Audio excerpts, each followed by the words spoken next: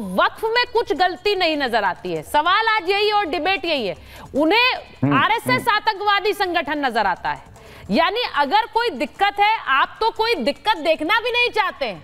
अगर ये कहा जा रहा है कि वक्फ के बाद असीमित शक्तियां रही हैं, किसी भी जमीन पर हाथ लगा दो और वो जमीन आपकी है। अब अभी ये बात हो गया कि भाई अंबानी का घर बना हुआ है। मैं बार बार किसी व्यक्ति की बात नहीं करना चाहती हूं, जवाब।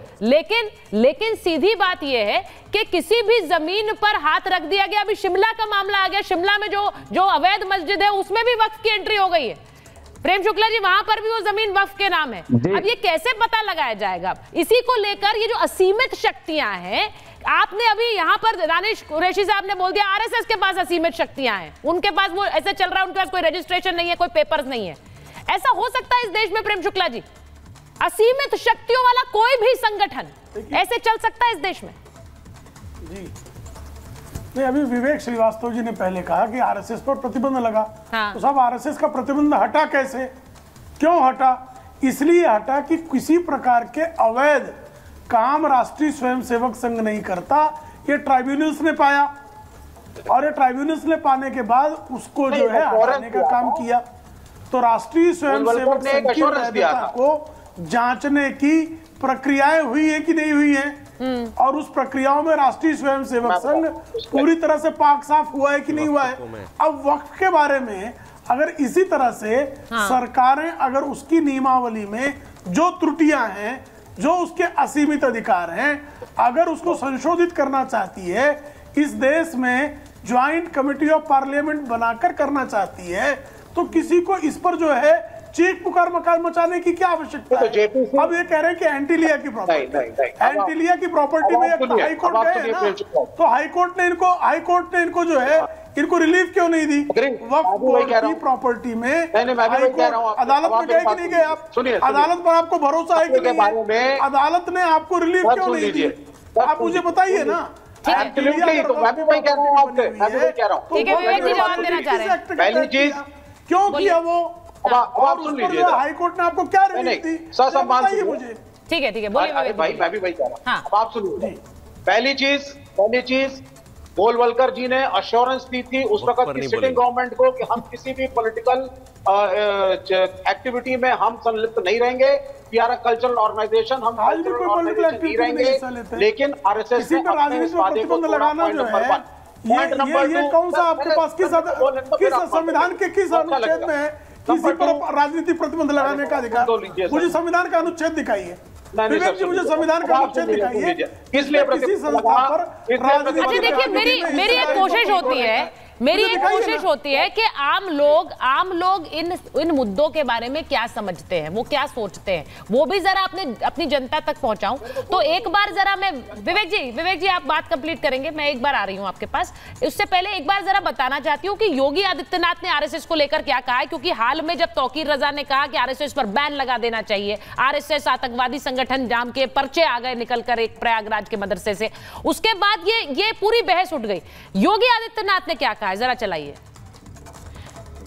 क्योंकि योगी आदित्यनाथ ने कहा कि आरएसएस एक राष्ट्रवादी संगठन है और उन्होंने कहा कि संघ ने राष्ट्रवाद को लोगों में जगाया है, और यह भी कि आरएसएस को सांप्रदायिक बताने की एक साजिश रची जा रही है। अब इस देश में कई ऐसे नेता हैं जो आरएसएस की विचारधारा और उस सोच के साथ आगे बढ़े हैं। हम बार बार ये कहते हैं, तो क्या वो एक राष्ट्रवादी नहीं बल्कि राष्ट्र विरोधी या आतंकवादी सोच है? सबसे बड़ा सवाल यह है। एक बार जनता से पूछे, जनता की राय चला दीजिए।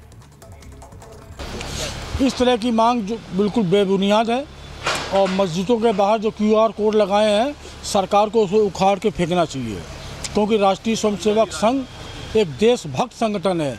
आरएसएस पे बैन लगाने के लिए देशद्रोही तो लगातार काम कर रहे हैं कि आरएसएस बैन हो जाए, देश के लिए अच्छे काम ना कर पाएँ। जो काम सरकार द्वारा किए जा रहे हैं, मान लीजिए जो अवैध संपत्ति आपकी है वो सरकार अगर ले रही है तो उसमें गलत क्या है?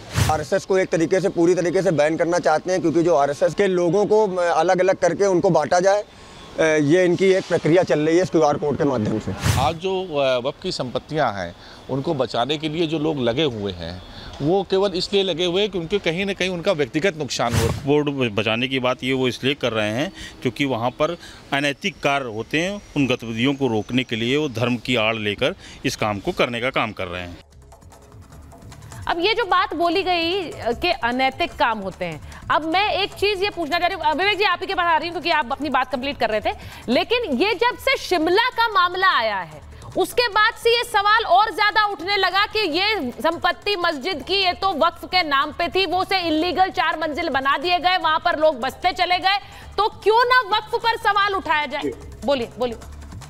देखो पहली चीज है उनियाल साहब वरिष्ठ वकील है और उन्होंने जो बोला मैं उसको करेक्ट कर देता हूँ। वक्फ का क्रिएशन और वक्फ का जो एक्ट है वो गवर्नमेंट ऑफ इंडिया का एक्ट है, उसमें अपील भी कर सकते हैं, ट्रिब्यूनल भी है जिसके अंदर सरकार के नुमाइंदे बैठते हैं, एक सिटिंग जज भी बैठता है। आप गूगल पे चले जाइए, उत्तरी दिल्ली में वक्फ के अंदर सरकार का नुमाइंदा कौन है, कौन सिटिंग जज, कौन सा डिस्ट्रिक्ट मजिस्ट्रेट, आपको अभी गूगल पे मिल जाएगा। तो ये कहना कि वक्फ एक मुसलमानों की बॉडी है जिस पे हाथ रख दिया वो उल्टी हो गई, ये आप मिसलीड कर रहे हैं। इस चीज को आप लीगली क्वेश्चन कर सकते हैं, चैलेंज कर सकते हैं। तो ये अकाउंटेबिलिटी है वक्फ की। दूसरी बात, आरएसएस की अकाउंटेबिलिटी क्यों नहीं है? भगत सिंह के खिलाफ जो वकील केस लड़ा था उसके संग से तार थे, जिसने गांधी जी को मारा उसके संग से तार थे, जिसने चंद्रशेखर आजाद की मुखबरी करी संग से तार थे। लेकिन जब इन इश्यूज को कांग्रेस ने रेज किया तो संघ ने बोला कि ये हमारे आदमी नहीं है। संघ ने कभी भी अपने लिस्ट ऑफ मेंबर्स को डिस्क्लोज नहीं किया। मिसचीफ मेकिंग 1947 के पहले से करते आए और इनका कोई रजिस्ट्रेशन वगैरह दिखाते नहीं है, टैक्सेशन की कोई बात ही नहीं है, and still they are trying to control. और लेफ्ट का तो हमेशा से मानना है कि डिविजिव पॉलिटिक्स की वजह से आरएसएस के ऊपर प्रतिबंध लगना चाहिए। ये हिंदू मुसलमान की यूनिटी की बात नहीं करते। देखिए, और मैं कानूनी तरीके से बात कर रहा हूँ। या तो आरएसएस रजिस्टर हो, अपने मेंबर्स की लिस्ट पे ये अपने कोई रिकॉर्ड नहीं दिखाते हैं, ये अपनी मनमानी चलाते हैं, ये तो आप डंके की चोट पर कह रहे हैं। लेकिन जिस वक्फ के बारे में ये जानकारी है कि कैसे दिल्ली की इतनी प्रॉपर्टीज उनके नाम है जिनमें सरकारी दफ्तर भी बने हुए हैं, क्या ये सही नहीं है? क्या ये सही नहीं है? ये संजीव जी बताएंगे, बताएंगे क्योंकि वो वकील भी हैं। संजीव जी जरा बता दीजिए, 3 बातें। क्या ये सही नहीं है कि अगर वक्फ किसी संपत्ति पर हाथ रख दे तो फिर जिसकी संपत्ति है उसे ये साबित करना होता है कि ये संपत्ति मेरी नहीं है? एग्जैक्टली ये देखिए विवेक श्रीवास्तव, अब आप चुप रहना होगा, जवाब दूंगा सुचारिता में। जैसा मैं कह रहा हूं कि मुझे लगता है कि सुचारिता को ये जो ज्ञान बांट रहे हैं उनसे ज्यादा पता है। She is right. जब भी कोई बर्डन ऑफ प्रूफ, एक वर्ड है हमारे यहाँ इंडियन एविडेंस एक्ट में, बर्डन ऑफ प्रूफ जो है, जैसे ही वो कहता है वक्त कि ये प्रॉपर्टी मेरी है, उसकी उंगली उठाते ही वो प्रॉपर्टी उसकी हो जाती है। और किसको प्रूफ करना पड़ता है पता है? अरे आप सुनिए, आप अब इनको चुप कराइए, इनको चुप कराइए, मैंने बोला नहीं था। जब ये तरीका नहीं है, आपकी बात तो उन्होंने सुनी। जैसे उंगली उठाते हैं बर्डन ऑफ प्रूफ उसके ऊपर आ जाता है कि तुझे प्रूफ करना है मालिक ए, मालिक बी, मालिक सी कि दिस इज योर प्रॉपर्टी। और इसीलिए मैं आपको गोविंदपुर का जो एग्जांपल 3 दिन पुराना बता रहा था, हाई कोर्ट में जाना पड़ा।